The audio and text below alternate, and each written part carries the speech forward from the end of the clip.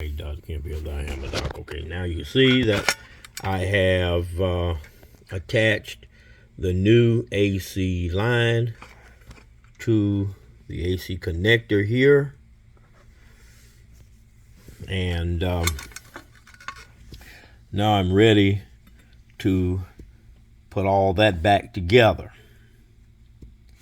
All right, and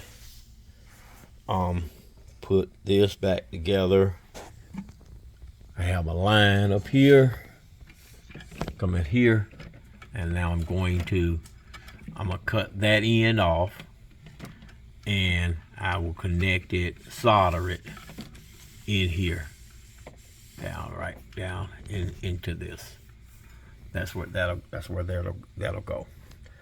All right, till the next video, Dr. Kemp, the Hammond Doc. Peace out.